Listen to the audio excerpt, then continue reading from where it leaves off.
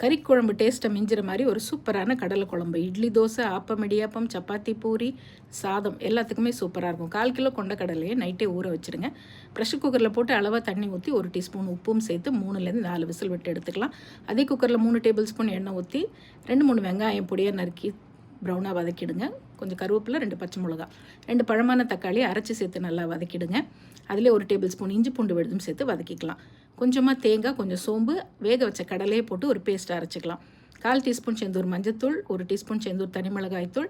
நான் இதில் காரைக்குடி குழம்புத்தூள் சேர்க்குறேன். நீங்கள் வீட்டில் அரைச்சி வச்சுருக்க கறி மசாலா கூட சேர்த்து வதக்கிட்டு வேக வச்ச கடலையை அந்த தண்ணியோடு ஊற்றிடுங்க. நல்ல ஒரு கொதி வந்தோன்னே அரைச்ச தேங்காய் விழுதையும் சேர்த்து ஊற்றி நல்லா கலந்து விட்டு ப்ரெஷர் குக்கர் மூடி ஒரே ஒரு விசில் விட்டு ஆஃப் பண்ணிங்கன்னா கமகமன்னு வாசனையோட கறி குழம்பு சுவை அட்டகாசமாக இருக்கும். நம்ம காரைக்குடி குழம்புத்தூளில் செஞ்சு பாருங்கள். நல்ல தாராளமாக கொத்தமல்லி தூவி ஒரு கலக்கி இறக்கி டேஸ்ட் பண்ணி என்ஜாய் பண்ணுங்கள்.